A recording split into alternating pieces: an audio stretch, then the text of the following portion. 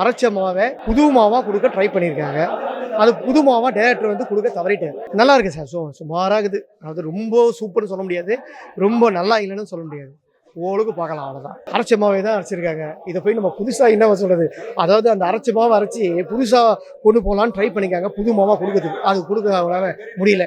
இத்தனைங்க வந்து வெற்றிமாறன் ஒர்க் பண்ணிக்கன்றாங்க. ஓகேங்களா? ஹேண்ட்ரியா தயாரிப்பு ஒன்றும் போச்சு இல்லை. கவின் நல்லா இருக்காங்க. என்ன சொல்றது? அவர் ஆக்ஷனை வந்து ட்ரை பண்ணியிருக்காரு. ஆனால் வந்து அந்த ஆக்ஷன் ஒர்க் அவுட் ஆகாம கேட்டால் கண்டிப்பாக ஒர்க் அவுட் ஆகும். ஒரு 50% அவருக்கு வந்து ஒர்க் அவுட் ஆயிருக்கும்.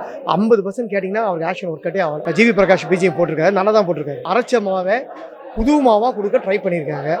அது புது மாவா டைரக்டர் வந்து கொடுக்க தவறிட்டாரு. அந்த பேட்டரின்னு ஒரு கேரக்டர் வந்து பார்த்தீங்களா, அவன் கேட் நல்லா இருக்கு. குழம்பம் நல்லா பண்ணியிருக்காரு. ஏன்னா நல்லா பண்ணதை கண்டிப்பாக நல்லா பண்ணுன்னு சொல்லுவாங்க. நல்லா தான் பண்ணியிருக்காரு. அதான் இந்த படத்தில் ட்விஸ்ட்லாம் நிறைய இருக்கு. லாஸ்ட் முடியறதுக்கு ஒரு 15 நிமிஷம் சீன்னா ட்விஸ்ட் சீன் தான். அது யாரும் எதிர்பார்த்திருக்க மாட்டாங்க. யாராவது வந்து கதாநாயகனுக்காக வந்து பார்க்கணும். ஏன்னா கவினுக்காக பார்ப்பாங்க. அவனுக்காக வந்து பார்க்கணும் விருப்பப்பட்டாங்கன்னா ஒரு தடவை பார்ப்பாங்க. பார்த்துட்டு நல்லா இல்லைன்னு சொல்லி திரும்பி போயிடுவாங்க. ஒரு தடவை பார்க்கலாங்க. அதான் அது அவங்க கொண்டு சொல்லப்பட்ட விதம் சரியில்லை. ஸ்க்ரீன் பிளே கொண்டு போன விதம் சரியில்லைன்னா எந்த படத்தை ஜனங்க வந்து பப்ளிக் பார்க்க மாட்டாங்க. ஓகேங்களா?